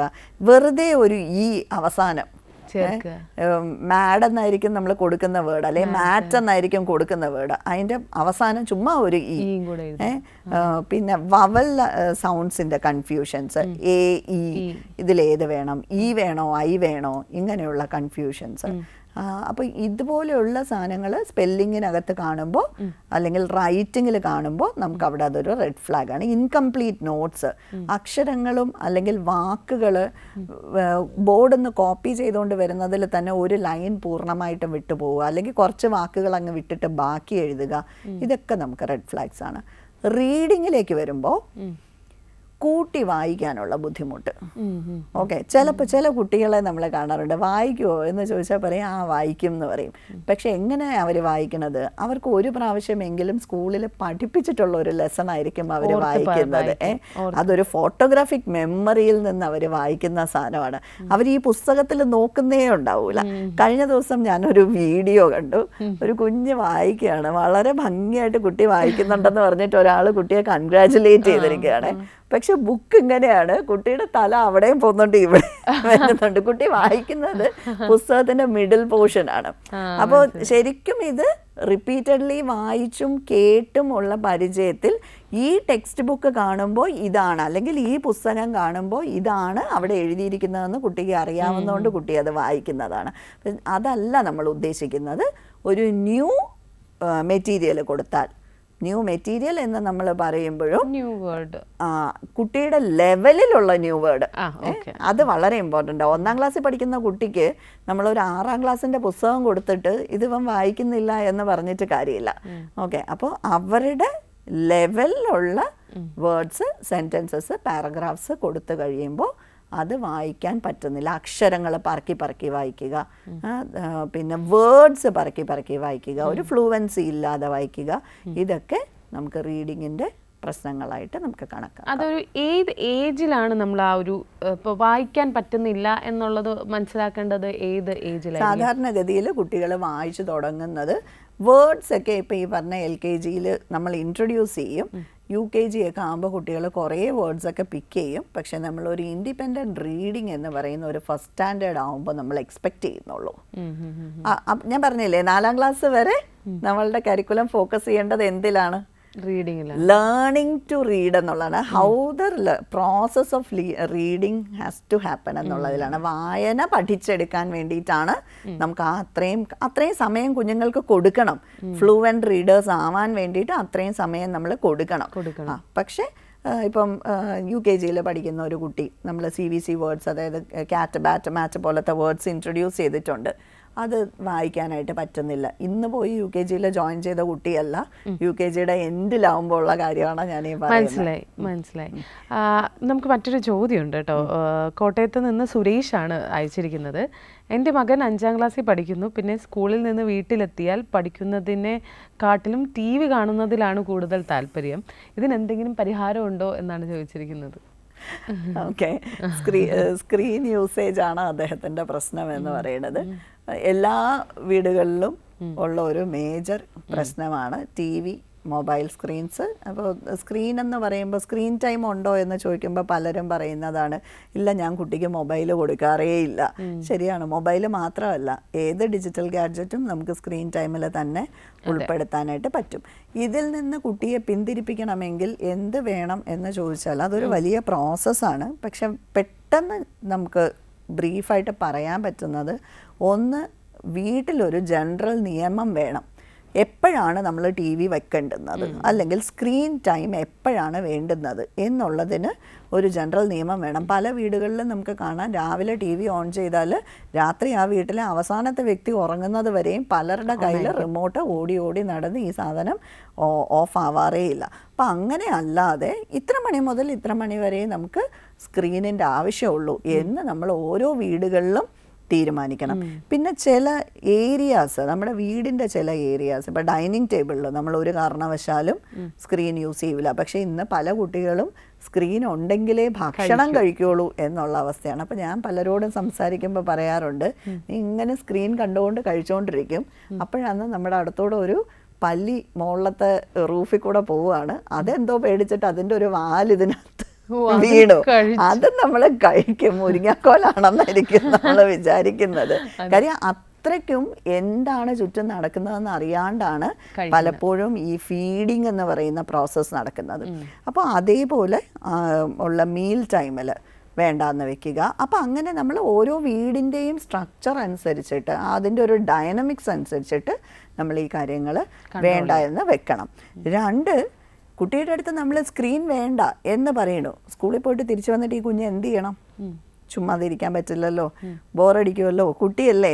അപ്പോൾ അവിടെ നമുക്ക് കുട്ടിയെ എൻഗേജ്ഡ് ആക്കാൻ വേണ്ടിയിട്ട് ഈ സ്ക്രീൻ കാണുമ്പോൾ കിട്ടുന്ന സന്തോഷത്തിനേക്കാൾ കൂടുതൽ സന്തോഷം കിട്ടുന്ന വിധത്തിൽ കുട്ടിയെ എൻഗേജ്ഡ് ആക്കാൻ വേണ്ടിയിട്ടുള്ള ഒരു സംഭവം നമ്മൾ കണ്ടെത്തണം. അത് ബോറടിക്കരുത്, കുട്ടിക്ക് എക്സ്പ്ലോർ ചെയ്യാനുള്ള സാധ്യതകൾ ഉണ്ടാവണം, അതിന് വേണ്ടിയിട്ട് എൻജോയ് ചെയ്യാൻ പറ്റണം, അതിന് വേണ്ടിയിട്ടുള്ള ഒരു മാധ്യമം നമ്മൾ കണ്ടെത്തേണ്ടുന്നത് ആവശ്യമുണ്ട്. നമുക്കൊരു കോളർ ഉണ്ട്. ഹലോ ഹലോ ഹലോ നമസ്കാരം, കേരള കണക്കിലേക്ക് സ്വാഗതം. ആരാണ്? ഞാൻ കോട്ടയത്ത് നിന്നാണ് വിളിക്കുന്നത്. എന്താണ് പേരെന്താണ്? നമസ്കാരം ഡോക്ടർ. നമസ്കാരം. ടിവിയുടെ വോളിയം ഒന്ന് നന്നായിട്ട് കുറയ്ക്കോ ചേട്ടാ? ഒരു മിനിറ്റ്. ഹലോ, കുറച്ചു. ഓക്കെ, എന്താണ് ചേട്ടന്റെ പേരെന്താണ്? എന്റെ പേര് പത്മനാഭനാ, കോട്ടയത്ത് നിന്നാ വിളിക്കുന്നത്. ഓക്കെ ഓക്കെ, ഡോക്ടറിനോട് സംശയം ചോദിച്ചോളൂ. നമസ്കാരം ഡോക്ടർ മാഡം. നമസ്കാരം. എന്റെ മോന് +1 എഴുതിയിരിക്കുക. ഓക്കെ. പിന്നെ ഏത് സമയം സ്കൂളിൽ പോയിട്ട് വന്നാ ഏത് സമയം ഫോണോടെ ഇരിക്കുകയുള്ളൂ. ഉറങ്ങി 11 മണിക്കും കയ്യിലെ ഫോൺ വെച്ചോണ്ടിരിക്കും, പറഞ്ഞാലും കേൾക്കത്തില്ല. പിന്നെ ബുക്ക് എടുത്ത് വായിക്കില്ല, ഏത് സമയം ഫോണിൽ വെച്ചോണ്ടിരിക്കും. പറഞ്ഞ് മടുത്തു. അത് ഭക്ഷണം കഴിക്കുമ്പോ ഫോൺ വെച്ചോണ്ടിരിക്കും, കുളിക്കാൻ പോകുന്ന സമയം ഫോൺ എടുത്തോണ്ട് പോകും, ഏത് സമയം ഫോൺ വെച്ചോണ്ടിരിക്കും. പിന്നെ ഒരു സൈക്കാട്രിസ്റ്റ് ഡോക്ടറെ കാണാൻ വരാന്ന് വെച്ചാൽ അതും വരത്തില്ല. അതുകൊണ്ട് എന്താ ചെയ്യണം മേഡം? ചേട്ടാ, ടിവിയുടെ വോളിയം ഒന്നും കൂടെ കുറയ്ക്കണം കേട്ടോ. ഇവിടെ കേൾക്കാം, എക്കോ പോലെ കേൾക്കാം. ഓക്കെ ഓക്കെ, ഡോക്ടർ സംസാരിച്ചു. നമ്മൾ ഇതേ വിഷയമാണ് ഇപ്പോൾ വേറൊരാളെ നമുക്ക് ചോദിച്ചിട്ട് പറഞ്ഞുകൊണ്ടിരുന്നത്. ഈ സ്ക്രീൻ ടൈം എന്ന് പറയുന്നത് ശരിക്കും നമുക്ക് ഒത്തിരി ബുദ്ധിമുട്ടുകൾ ഉണ്ടാക്കുന്ന, മനുഷ്യരെ തമ്മിൽ അകറ്റുന്ന, കമ്മ്യൂണിക്കേഷൻ ഇല്ലാതാക്കുന്ന, ഇമോഷണൽ കണക്റ്റ് ഇല്ലാതാക്കുന്ന ഒരു പ്രശ്നം തന്നെയാണ് ഈ സ്ക്രീൻ ടൈം എന്ന് പറയുന്നത്. കുട്ടികളെ സംബന്ധിച്ചിടത്തോളം ഇപ്പോൾ ഈ അച്ഛൻ പറഞ്ഞതുപോലെ ഒരുപാട് നേരം സ്ക്രീനിൽ സ്പെൻഡ് ചെയ്യുക, ഏത് സമയവും സ്ക്രീനിൽ, നമുക്ക് ഇവരെ തിരിച്ചു കൊണ്ടുവരിക എന്ന് പറയുന്നത് ഒരു ഹെർക്കൂലിയൻ ടാസ്ക് തന്നെയാണ്. വീട്ടിലെ അന്തരീക്ഷം മുഴുവൻ നമ്മൾ മാറ്റിമറിക്കുന്ന ഒരവസ്ഥയിലേക്ക് പോകുന്ന കാര്യം തന്നെയാണ്. അവിടെ നമ്മൾ മോഡൽ ചെയ്യുക, പറയുക, പിന്നെ അടുത്ത സ്റ്റെപ്പ് എന്ന് പറയുന്നത് നമ്മൾ ഈ ഗാഡ്ജറ്റ്സ് മേടിച്ചൊക്കെ വെക്കുമ്പോൾ ഒരുപാട് ഇമോഷണൽ ഡിസ്ട്രെസ്സും, അല്ലെങ്കിൽ വീട്ടിൽ ഭയങ്കരമായി ബഹളം ഉണ്ടാക്കലും, വഴക്കുണ്ടാക്കലും, അവരുടെ ഇമോഷണൽ കൺട്രോൾ ഇല്ലാതെ അവർ പെരുമാറലും ഒക്കെ വരുന്ന ഒരവസ്ഥയാണ്. അതിലേക്കൊക്കെ എത്തി എന്ന് പറയുമ്പോൾ നമുക്ക് മനസ്സിലാക്കേണ്ടുന്നത് ആ കുട്ടി അങ്ങനെ ഒരു സ്ക്രീൻ അഡിക്ഷനിലേക്ക് പോയി എന്ന് തന്നെയാണ്. അപ്പോൾ അവിടെ നമ്മൾ നോർമൽ ഒരു അഡിക്റ്റീവ് ബിഹേവിയറിന് എന്തൊക്കെ ട്രീറ്റ്മെൻറ്റ് ആണോ എടുക്കേണ്ടുന്നത് ആ ട്രീറ്റ്മെൻറ്റ് അതുപോലെ തന്നെ ഫോളോ ചെയ്തു എങ്കിൽ മാത്രമേ നമുക്ക് ഈ കുഞ്ഞിനെ ഇതിൽ നിന്ന് കൊണ്ടുവരാനായിട്ട് പറ്റുള്ളൂ. ഞാൻ നേരത്തെ പറഞ്ഞുകൊണ്ട് ഇരുന്ന കാര്യങ്ങളെന്ന് പറയുന്നത് ഒരു കുട്ടിയോ അല്ലെങ്കിൽ ഒരു വ്യക്തിയോ അഡിക്ഷനിലേക്ക് പോകാതിരിക്കാൻ എന്തൊക്കെ ചെയ്യാൻ പറ്റും എന്നുള്ളതാണ്. പക്ഷേ അഡിക്ഷൻ ആയി കഴിഞ്ഞാൽ നമ്മൾ തീർച്ചയായിട്ടും സാധാരണ ഒരു ആൽക്കഹോൾ അഡിക്ഷൻ ഉണ്ടായാൽ ഒരു വ്യക്തിയെ എങ്ങനെയാണോ നമ്മൾ ട്രീറ്റ് ചെയ്യുന്നത് അതുപോലെ നമ്മൾ ട്രീറ്റ് ചെയ്യേണ്ടുന്ന സൈക്കാട്രിസ്റ്റ് വേണം എന്നുണ്ടെങ്കിൽ സൈക്കാട്രിസ്റ്റ് അത് നമുക്ക് ഡയഗ്നോസ്റ്റിക് പ്രൊസീജിയർ ഫുൾ ഇത് ചെയ്യേണ്ടതുണ്ട്. കാര്യം ഇതിനകത്ത് അണ്ടർലൈങ് കണ്ടീഷൻസ് വേറെ എന്തെങ്കിലും ഉണ്ടോ ഇതൊക്കെ നമ്മൾ നോക്കേണ്ടതുണ്ട്. ഈ ഗാഡ്ജറ്റ്സ് നമ്മൾ മാറ്റിവെക്കുന്ന സമയത്തുണ്ടാവുന്ന ഇമോഷണൽ ഡിസ്ട്രെസ് ഒക്കെ മാനേജ് ചെയ്യാൻ വേണ്ടിയിട്ട് കുട്ടിയെയും പാരൻസിനെയും നമ്മൾ പ്രാപ്തരാക്കേണ്ടുന്നതുണ്ട്. ഫാമിലിക്കകത്തുനിന്ന് കുട്ടിക്ക് കിട്ടേണ്ടുന്ന സപ്പോർട്ട്, നമ്മൾ എന്താണ് മോഡൽ ചെയ്യേണ്ടുന്നത്, ഇതെല്ലാം വളരെ ഇമ്പോർട്ടൻ്റ് ആയിട്ട് തന്നെ ഇവരെല്ലാവരും ഒരു യൂണിറ്റ് ആയിട്ട് നിന്ന് ഒരുമിച്ച് പ്രവർത്തിക്കുന്ന ഒരവസ്ഥയിലേക്ക് വരേണ്ടുന്നതുണ്ട്. എന്നാൽ മാത്രമേ നമുക്ക് ഈ ബിഹേവിയറിനെ മാറ്റിയെടുക്കാനായിട്ട് പറ്റുള്ളൂ. Okay okay, thank you so much ചേട്ടാ. ശരിക്കും ഡോക്ടർ പറയുന്ന പോലെ ഒരു എക്സ്പേർട്ടിനെ, സൈക്കാട്രിസ്റ്റിനെ തന്നെ കൊണ്ടുപോയി കാണിച്ച്, അത് ശരിക്കും പറഞ്ഞു കഴിഞ്ഞാൽ പേരൻസ് എപ്പോഴും കുട്ടികൾ ഉപയോഗിക്കുമ്പോൾ അത് എക്സ്ട്രീം ലെവലാണെന്ന് ചിന്തിച്ചു പോകുന്ന സിറ്റുവേഷൻസും ഉണ്ട്. അവർ മേ ബി കാണുന്ന സമയത്തായിരിക്കും ഉപയോഗിക്കുന്നത്. അതിന് അത്രയും എക്സ്ട്രീം ആണോ, അഡിക്ഷൻ ആണോ എന്നുള്ളതൊക്കെ ഒരു ഡോക്ടറിൻ്റെ അടുത്ത് എത്തിക്കഴിഞ്ഞാൽ മനസ്സിലാക്കാൻ പറ്റും. ആ ഒരു ഹെൽപ്പോട് കൂടി തന്നെ അത് മുന്നോട്ട് നീങ്ങുക. കാര്യം എന്താ വെച്ചാൽ ഇപ്പോൾ വളരെ റീസെൻ്റ്ലി ഞാൻ കണ്ടൊരു വീഡിയോ ആണ്, അതായത് കുറച്ച് നാളായി, അതായത് ഒരു 7 വയസ്സോ 8 വയസ്സോ ഉള്ള കുട്ടിയെ കണ്ടോ ഏതോ പണി തീരാത്ത ബിൽഡിങ്ങിൻ്റെ മോളിൽ നിന്നിട്ട് വഴക്കുണ്ടാക്കുകയാണ്. അച്ഛൻ ഫോൺ തന്നില്ല, ഇറങ്ങില്ല. എനിക്ക് 6 വയസ്സും കണ്ടേ ഉള്ളൂ. പിന്നെ പോലീസ് വന്ന് അതിനെ പറഞ്ഞ് മനസ്സിലാക്കി എടുത്ത് ഇറക്കിയതാണ്. ഭയങ്കര റിസ്ക് ആയിട്ടുള്ള ഒരു കാര്യമായിരുന്നു. അപ്പോൾ അത് ശരിക്കും ഒരു അഡിക്ഷൻ പോലെ തന്നെയായി കുട്ടിക്ക്. അഡിക്ഷനാണ്. അത് കഴിഞ്ഞിട്ട് ആ ഒരു ഈ സാധനം മാറ്റി കഴിയുമ്പോൾ ഉണ്ടാകുന്ന ഒരു ഇമോഷണൽ ക്രൈസിസ് ഉണ്ടല്ലോ, ആ ക്രൈസിസ് മാനേജ് ചെയ്യാൻ പറ്റുന്നില്ല എന്നുള്ളതാണ്. അപ്പോൾ അവിടെയാണ് നമുക്ക് ഏതൊക്കെ എക്സ്പെർട്ടൈസ്ഡ് ആൾക്കാർ ഒരുമിച്ച് വർക്ക് ചെയ്യേണ്ടതുണ്ട് എന്നുള്ളത് നമ്മൾ ഡിസൈഡ് ചെയ്യേണ്ടത്. ജസ്റ്റ് ഒരു ബിഹേവിയർ മോഡിഫിക്കേഷൻ മാത്രമാണ് നമുക്ക് ആവശ്യമെങ്കിൽ ഒരു സൈക്കോളജിസ്റ്റ് മാത്രം മതിയാവും. പക്ഷേ അഡിക്ഷൻ ലെവലിലോട്ട് പോയി കഴിഞ്ഞാൽ നമുക്ക് അവിടെ സൈക്കോളജിസ്റ്റ് മാത്രം മതിയാവില്ല എന്നുള്ളതാണ്. ഓക്കെ. അപ്പോൾ നമ്മൾ നേരത്തെ ഈ പറയുന്ന പോലെ TV സ്ക്രീൻ ടൈമിനെ പറ്റിയാണ് സംസാരിച്ചുകൊണ്ടിരുന്നത്. മറ്റൊരു കാര്യം എന്താണെന്ന് വെച്ചാൽ ഡോക്ടറെ, ഇപ്പോൾ ഈ ഡിസ്ലെക്സിയ എന്ന് പറയുമല്ലോ, ഈ വേർഡ് തിരിച്ചെഴുതുന്നത്. ഇപ്പോൾ എൻ്റെ മോനിപ്പം 2ാം ക്ലാസ്സിലാണ്. എനിക്ക് വളരെ ഇൻട്രസ്റ്റിംഗ് ആയിട്ടുള്ള സബ്ജക്റ്റാണ് നമ്മൾ ഈ സംസാരിച്ചുകൊണ്ടിരിക്കുന്നത്. കാര്യം കുട്ടികളിങ്ങനെ ഡെവലപ്മെൻറ്റ് 7 years ആയപ്പോൾ ഡെവലപ്പ് ചെയ്യുമ്പോൾ എന്തെങ്കിലും ഇഷ്യൂ ഉണ്ടോ. അപ്പം ഞാനിങ്ങനെ കുഞ്ഞിലെ ഇവൻ്റെ നോട്ടീസ് ചെയ്തിട്ടുണ്ട് 5 തിരിച്ചെഴുതുക, B തിരിച്ചെഴുതുക, D തിരിച്ചെഴുതുക എന്നുള്ളതൊക്കെ. പക്ഷേ അതൊരു ഇപ്പം 2nd സ്റ്റാൻഡേർഡിലെത്തി. ഇന്നലെ ഞാൻ നോക്കി ഇപ്പോഴും പഴയ പരിപാടി ഉണ്ടോന്ന്. പക്ഷെ അത് ഇപ്പം മാറി. അപ്പൊ ശരിക്കും ഇത് അതവൻ പഠിച്ചെടുക്കാനുള്ളൊരു ടൈം എടുത്തതാണോ, ഈ ഇപ്പൊ 7 years മാറിയോണ്ട് ചോദിക്കുന്നതാണ്, അതോ മാനേജ് ചെയ്യാൻ, അതായത് ഈ ശരിക്കും അതാണ് എൻ്റെ ഡൗട്ട്. ഈ ഡിഫിക്കൽട്ടി അല്ലെ ഡിസബിലിറ്റി ഒരു ടൈം കഴിയുമ്പോൾ അവർ തന്നെ ലേൺ ചെയ്ത് എടുക്കുന്നതാണോ, അതോ ഈ ഒരു 7 years അവൻ പഠിക്കാൻ ഡിലേ ആയതാണോ, എന്താണത്? ഈ പറയുന്ന റിവേഴ്സൽസ് ഒക്കെ അപ് ടു 7 years നമുക്കത് ഓക്കെ ആണ്. നമ്മൾ അവിടെ, അതാണ് ഞാൻ നേരത്തെ പറഞ്ഞത്, അവിടെ ഒന്നും നമ്മൾ ലേണിംഗ് ഡിസബിലിറ്റി ആണ് കുട്ടിക്ക് എന്ന് നമ്മൾ പറയില്ല. ഓക്കെ, ഇതൊക്കെ നമ്മൾ റെഡ് ഫ്ലാഗ്സ് കാണുന്നുണ്ട്, നമ്മൾ നോക്കണം, ഇൻ്റർവീൻ ചെയ്യണം. ഇതിൻ്റെ ഫ്രീക്വൻസിയൊക്കെ ഭയങ്കര കൂടുതലായിട്ട് വരുന്നു, മറ്റ് ഏരിയാസിലോട്ട് അത് എക്സ്റ്റെൻഡ് ആവുന്നു എന്നൊക്കെ ഉള്ള സ്ഥലത്ത് നമ്മൾ അവിടെ ഇൻ്റർവെൻഷൻ കൊടുത്താൽ നല്ലതായിരിക്കും. പക്ഷെ അപ്പോഴും ഈ ചെറിയ ഇതായിട്ട് ബാക്കി എല്ലാത്തിനകത്തും വലിയ പ്രശ്നങ്ങളൊന്നും ഇല്ലാതെ പോകുന്നുണ്ട്, പിക്ക് ചെയ്യുന്നുണ്ട്. പക്ഷേ ഈ റിവേഴ്സൽസ് മാത്രമേ കാണുന്നുള്ളൂ എങ്കിൽ നമുക്ക് വെയിറ്റ് ചെയ്യാം, 7 years വരെ വെയിറ്റ് ചെയ്യാം.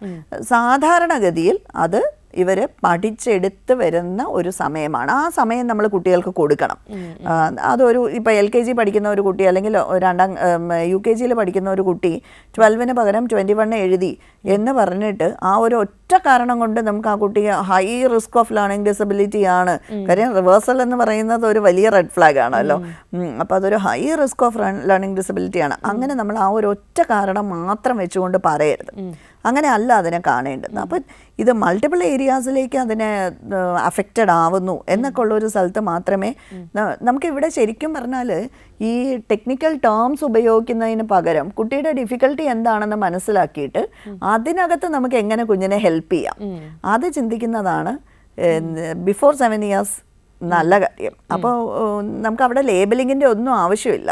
കുട്ടിക്ക് അവിടെ ഒരു ഡിഫിക്കൽട്ടി ഫീൽ ചെയ്യുന്നുണ്ട്, അത് പഠിച്ചെടുക്കാനുള്ള ഒരു ബുദ്ധിമുട്ട് കാണുന്നുണ്ട്. സോ അവിടെ നമുക്ക് വേണമെങ്കിൽ കുട്ടിയെ ഹെൽപ്പ് ചെയ്ത് കൊടുക്കാം.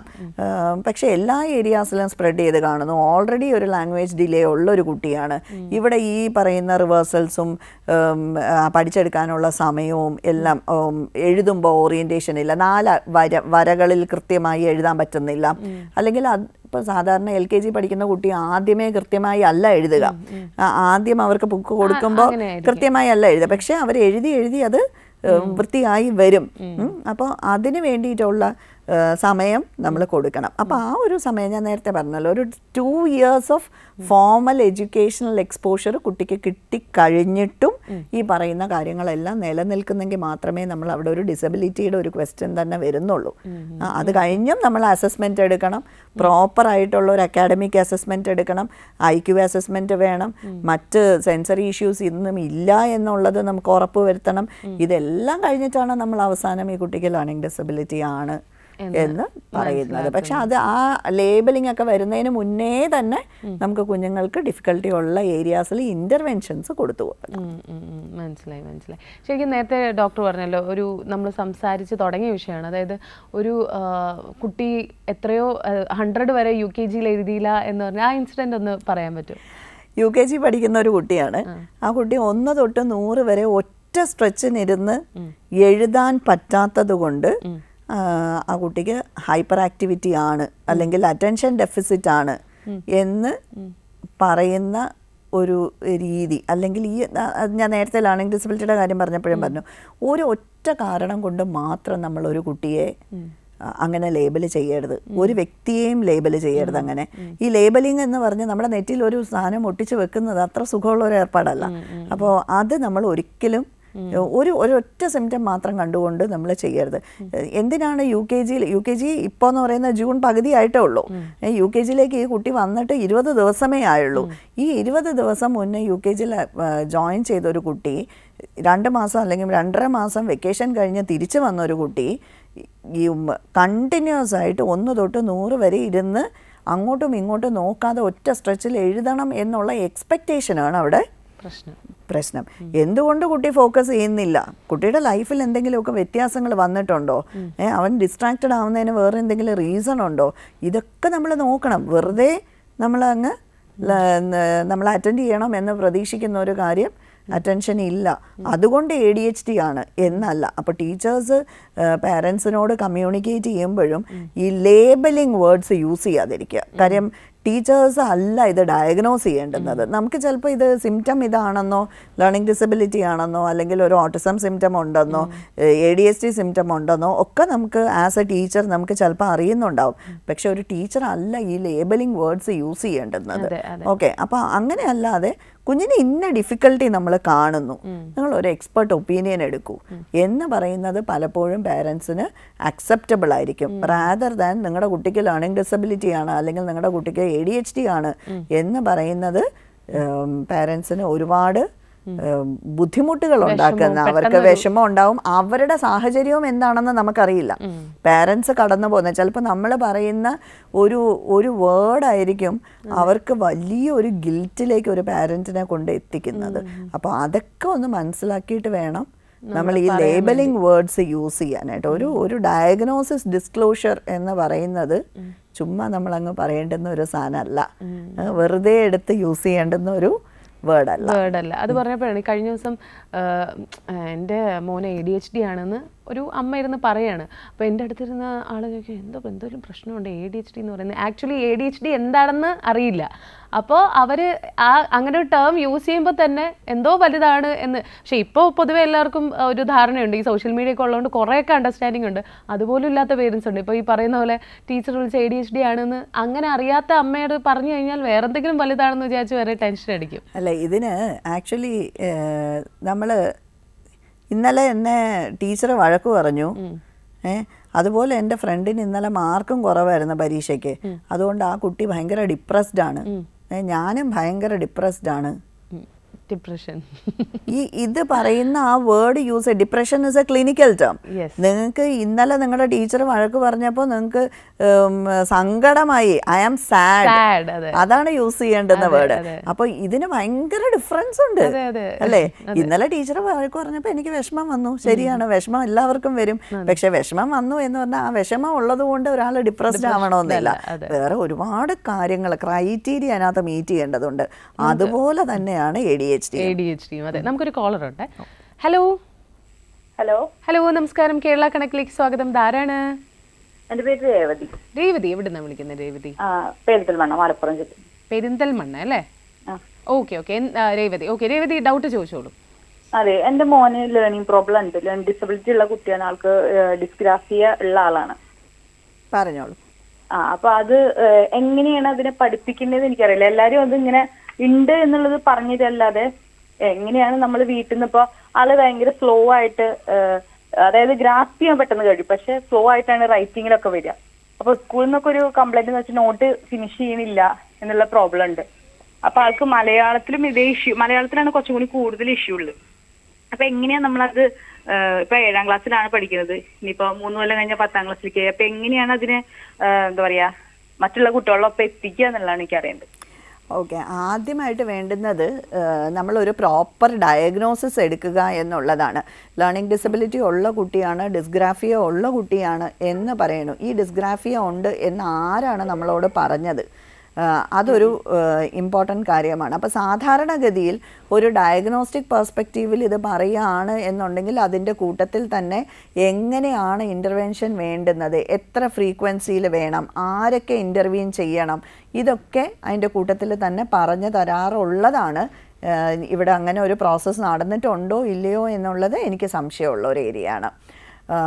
2, ഈ കുട്ടി നോട്ട് കംപ്ലീറ്റ് ചെയ്യുന്നില്ല എന്ന് പറയുമ്പോൾ 7ാം ക്ലാസ്സിൽ പഠിക്കുന്ന കുട്ടി ബോർഡ് നോക്കിയാണോ നോട്ട് എഴുതുന്നത്, അതോ ക്ലാസ്സിൽ ഡിക്റ്റേറ്റ് ചെയ്ത് കൊടുക്കുന്ന നോട്ടാണോ എഴുതുന്നത്, ഇത് രണ്ടും നോക്കണം. ഇത് തമ്മിൽ എന്തെങ്കിലും ഡിഫറൻസ് ഉണ്ടോ എന്നുള്ളത് നോക്കണം.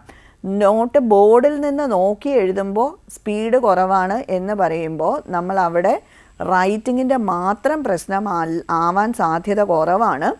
റീഡിങ്ങിനകത്തും പ്രശ്നമുണ്ടോ എന്നുള്ളത് നമ്മൾ നോക്കേണ്ടുന്നതുണ്ട്. ഇനി ഈ റൈറ്റിങ്ങിൽ തന്നെ ഇൻഡിപെൻഡൻ്റ് ആയിട്ട് എഴുതുന്നു, അതായത് പറഞ്ഞ് കേൾക്കുന്ന ക്ലാസ്സിൽ വായിച്ചു കൊടുക്കുന്ന നോട്ട് എഴുതുമ്പോൾ ആണ് സ്ലോ ആവുന്നതെങ്കിൽ അവിടെയും ഈ പറയുന്ന കേൾക്കുന്ന കാര്യം പ്രോസസ്സ് ചെയ്ത് എടുക്കുക, അതിനെ തിരിച്ച് നമ്മുടെ മോട്ടോർ കയ്യിലേക്ക് കൊണ്ടുവന്ന് എഴുതുന്ന പ്രോസസ്സിലേക്ക് എത്തിക്കുക. അവിടെ ആ സ്പെല്ലിങ്സിനകത്ത് കൺഫ്യൂഷൻസ് ഉണ്ടാവുന്നുണ്ടോ, അതിനകത്ത് എന്ത് തരം എറേഴ്സാണ് വരുന്നത്, ഇതൊക്കെ വെച്ചിട്ടാണ് കുഞ്ഞിൻ്റെ ഡയഗ്നോസിസ് നമ്മൾ കംപ്ലീറ്റ് ചെയ്യേണ്ടുന്നത്.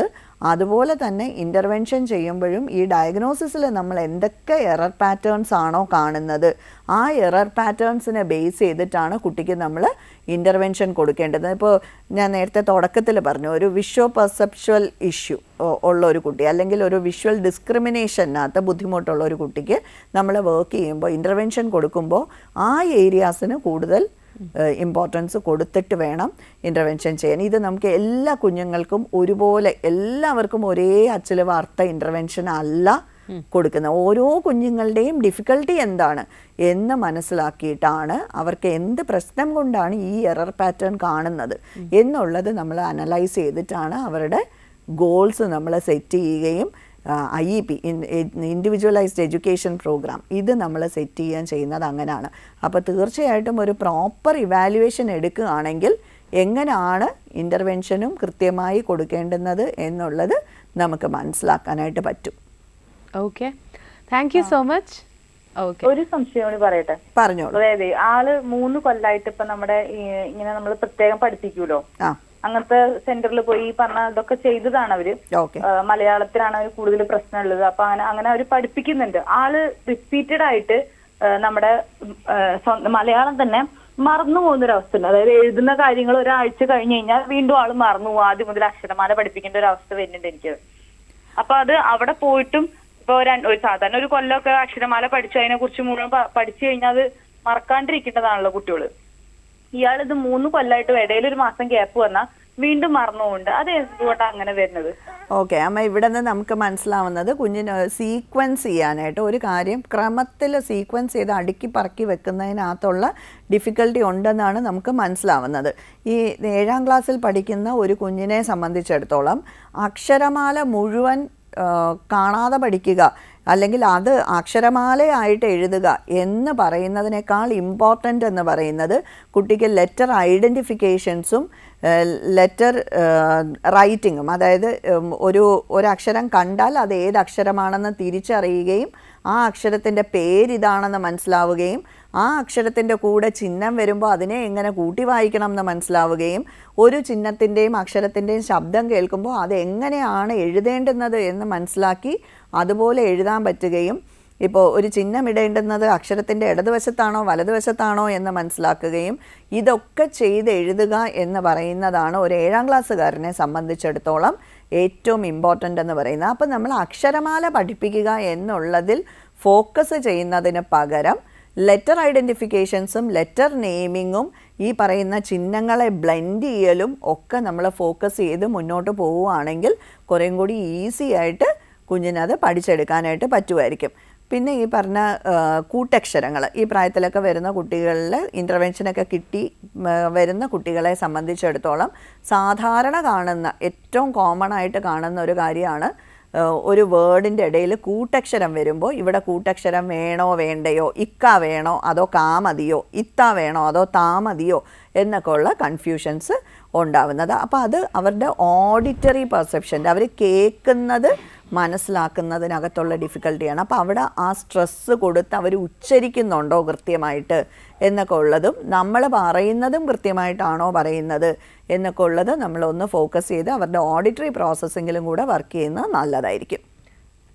ഇതിലിപ്പോ നമ്മള് മാഡം പറഞ്ഞല്ലോ നല്ലൊരു ആരുടെയും കൊണ്ടുപോയി നമ്മൾ ടെസ്റ്റ് ചെയ്ത് കഴിഞ്ഞാൽ അറിയാൻ പറ്റുന്നത്. അപ്പൊ അതിന് വേണ്ടി നമ്മൾ ആരുടത്തേക്കാണ് പോകേണ്ടത്?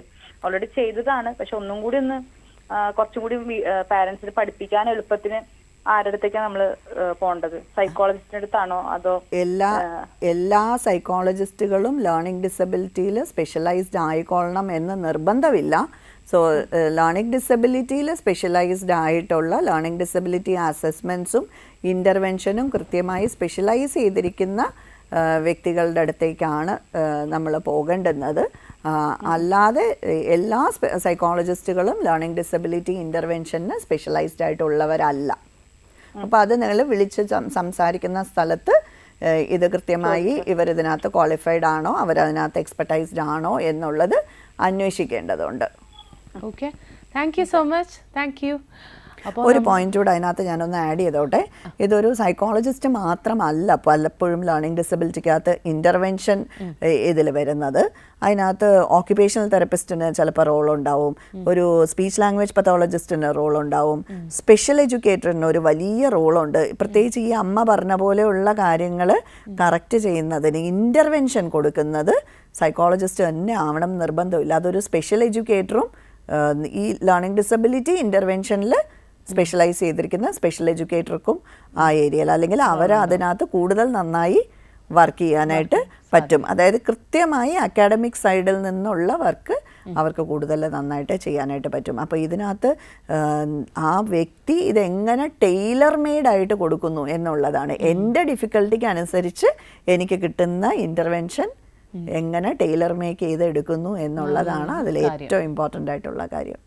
ശരിക്കും ഈ ഒരു വിഷയത്തിൽ ഒരുപാടധികം സംസാരിക്കാനുണ്ട് എന്നുള്ളത് ശരിക്കും സംസാരിച്ച് തുടങ്ങിയപ്പോഴാണ് മനസ്സിലായത്. പക്ഷേ നമ്മുടെ സമയപരിധി മൂലം നമുക്ക് ഒരുപാട് കാര്യങ്ങളൊക്കെ കവർ ചെയ്യാൻ പറ്റി എന്ന് വിശ്വസിക്കുന്നു. ഇനിയും ഒരുപാട് കാര്യങ്ങൾ പറയാനുണ്ട്. എങ്കിലും ഇന്നത്തെ എപ്പിസോഡ് ഇവിടെ അവസാനിക്കുകയാണ്. Thank you so much doctor, ഇത്രയും ഇൻഫർമേഷൻസ് തന്നതിൽ. അപ്പോൾ ഇതുപോലെ മറ്റൊരു വിഷയവും അതിനുള്ള ഉത്തരങ്ങളും ഒക്കെ ആയിട്ട് മറ്റൊരു അതിഥിയൊക്കെ ആയിട്ട് അടുത്ത എപ്പിസോഡിൽ കാണാം. നന്ദി, നമസ്കാരം.